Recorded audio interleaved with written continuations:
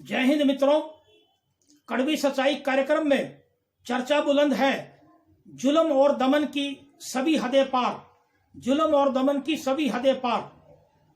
मित्रों, आज हम इस चर्चा में वो एक बड़ा दिलचस्प पहलू और बड़ा गंभीर जो पहलू है वो आपसे चर्चा करने जा रहे हैं। वो ये है कि इस वक्त पिछले एक वर्ष लगभग 10-11 महीने से जो हमारे देश और हरियाणा प्रदेश में किसान अपनी मांगों पे डटे बैठे हैं और किसान आंदोलन चल रहा है बहुत बड़े विशाल स्तर पे, और उन किसानों पर, भोले भाले किसानों पर, जरूरतमंद किसानों पर जबरदस्त भाजपा सरकार की, हरियाणा प्रदेश की भारतीय जनता पार्टी की सरकार और केंद्र की मोदी सरकार की जुल्म और दमन की जबरदस्त जो नीति चल रही है, उसी विषय में हम आज आप सभी दर्शकों के लिए चर्चा कर रहे हैं। यहाँ एक बहुत बड़ा गंभीर एक प्रश्न उभरता है कि जो देश में पिछले साल भारत की मोदी सरकार ने बगैर देश की राय के लिए, लोगों से बगैर राय करे कृषि के जो 3 काले कानून पास किए थे, उनसे 100% ये लग रहा था, और ये बिल्कुल 100% बात है कि जो हमारे देश में जब अंग्रेज काल था सत्ता का, उस वक्त जो अंग्रेजों की जो नीति थी, भोले भाले किसानों की जो जमीन वो सिपाही भेजकर, अपनी फौज भेज करके पट्टे पे साइन करवा लेते थे, और किसानों की जो जमीन है वो अंग्रेजों ने अपने नीचे बंधक बनाई। ये देश का इतिहास गवाह है। उसी प्रकार जब हमारे देश में मुगल काल था, चाहे उन्होंने निर्माण कला में अच्छे काम किए हों मुगल काल में, परंतु उस वक्त भी भोले भाले गरीबों, देश के हिंदू गरीबों और जो किसान था हमारे देश का, उसकी जमीनें तब भी हड़पी गई। परंतु अंग्रेज काल के अंदर तो जबरदस्त ये काम हुए थे कि जो किसानों की जमीनें जबरदस्त अंग्रेज फौजों ने अपने कब्जे करके, और बाद में देश की आजादी के समय जिन्होंने अंग्रेजों की मदद की थी, जिन लोगों ने मुखबरी की थी, उनको बहुत बड़ी बड़ी जमीनें वो इनाम में दे गए थे। बंधुओं, आज वही हालात इस भारत देश के अंदर पिछले 7 वर्ष से चल रही है। मैं कोई किसी आलोचनात्मक तरीके से नहीं बोल रहा। जो 7 वर्षों में जो हालात बने हैं देश में, भारतीय जनता पार्टी की जो देशभक्त अपने आप को कहती सरकार, मोदी सरकार, उसमें कई कारनामे ऐसे लाए गए कि लोगों को गुलाम बनाने की मानसिकता पर यह भारतीय जनता पार्टी सरकार चल पड़ी। इस बात के सबूत हैं।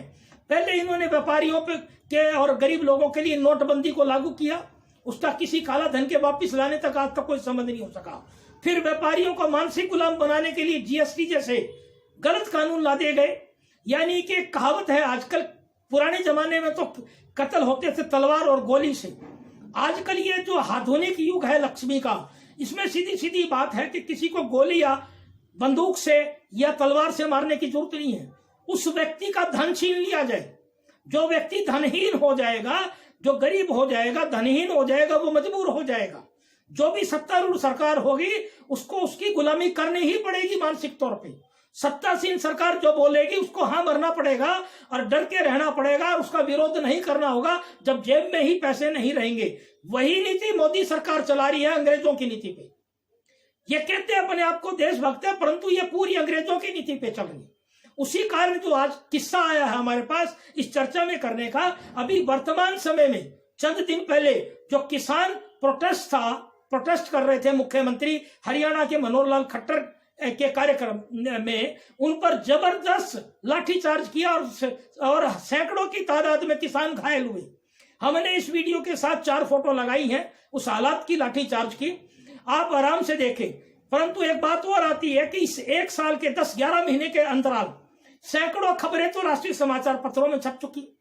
अब सवाल आता है कि देश के प्रधानमंत्री और हरियाणा के मुख्यमंत्री का, ये 2 इस किसान आंदोलन में चर्चित चेहरे बने हुए हैं किसानों पर बर्बरता ला देने के लिए, क्योंकि जो किसान उत्तरी भारत से चलते हैं वो हरियाणा की सड़कों से निकल के चलता है।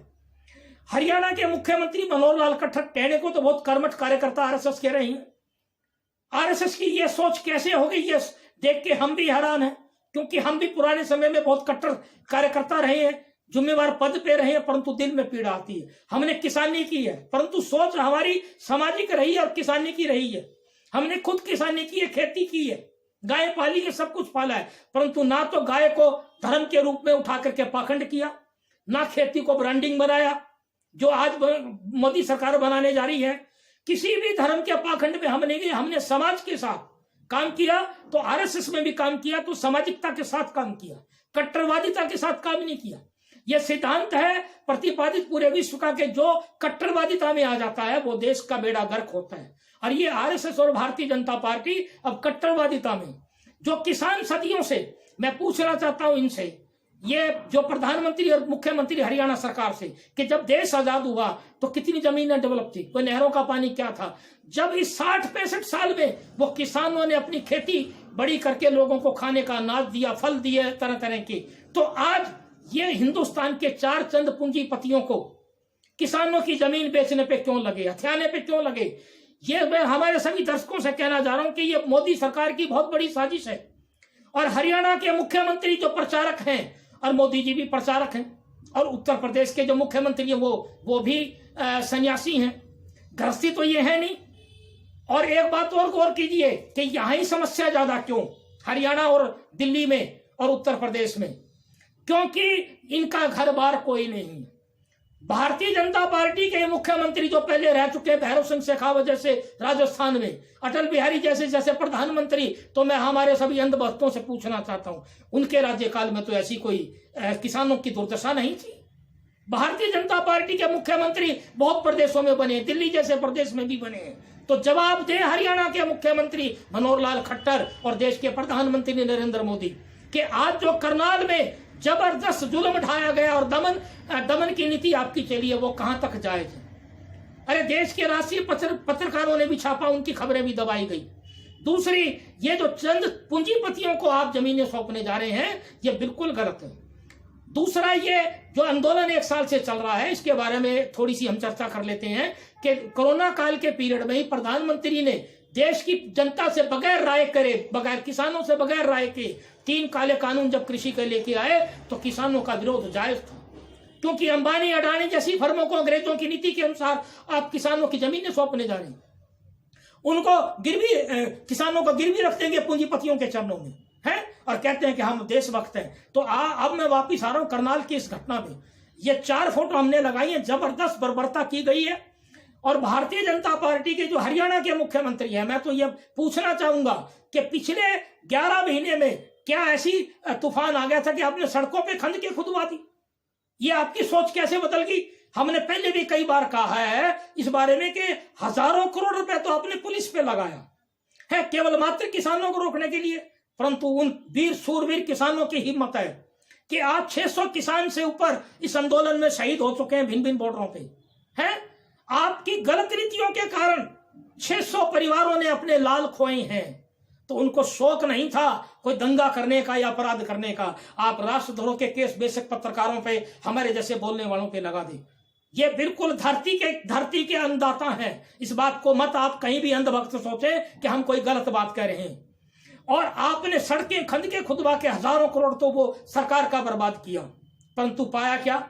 ये विरोध एक बहुत बड़ा तूफान और कारवा बनता चला जा रहा है। उसका उदाहरण जो आज हम इस सितंबर के महीने में 5 सितंबर 2021 को आज हम जो वीडियो बना रहे हैं, आज के दिन ही मुजफ्फरनगर में बहुत बड़ी विशाल रैली हुई है, जिसकी वीडियो आ चुकी है, हम उसकी अलग से वीडियो बनाएंगे।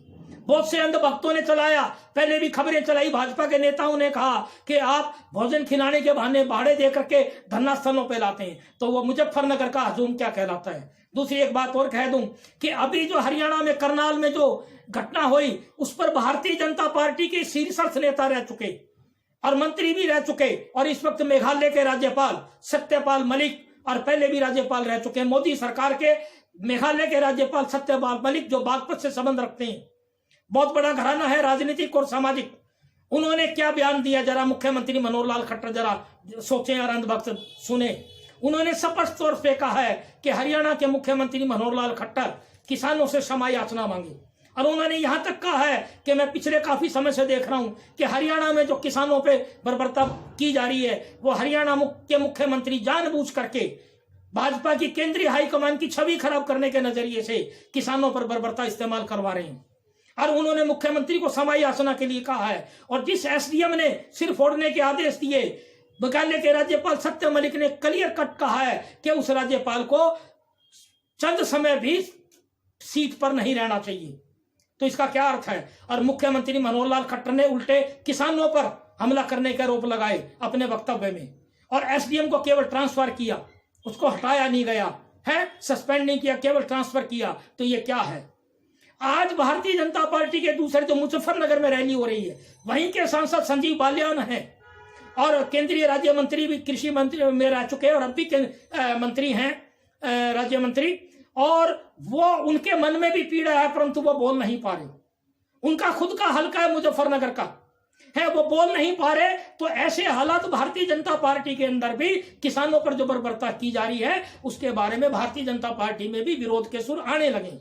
तो हमारे सभी दर्शकों से गुजारिश करते हैं कि जो आज हरियाणा की भारतीय जनता पार्टी सरकार और मुख्यमंत्री मनोहर लाल खट्टर के आदेशों से करनाल में जो पुलिस ने जबरदस्त किसानों पे जो जुल्म और दमन ढाई हैं और जुल्म और दमन की जो सभी हदें पार की हैं, उसके बारे में हिंदुस्तान के सभी दर्शक और हरियाणा प्रदेश के सभी लोग सोचें। मैं मुख्यमंत्री हरियाणा सरकार को एक और संदेश देना चाह रहा हूं और देश के प्रधानमंत्री को, अगर आपकी दमनकारी नीति और जुल्म की यही हालत चलती रही तो वो जो तालिबान की स्थिति यहीं आ जाएगी। पीड़ित लोग तो सड़कों पे होंगे, मुकाबले में तालिबान बनेंगे आप, भारतीय जनता पार्टी के कट्टरवादी हिंदू जो अपने आप को कहते हैं, भिन्न भिन्न सेना आपने बना रखी है। और अभी हरियाणा में एक सीन और हमने देखने में मिला कि अब एक मनोहर मोर्चा भी बन गया। तो मैं पूछना चाहता हूं ये क्या है? पहले मोदी जी जब 2014 में आए तो मोदी आर्मी बनाई गई।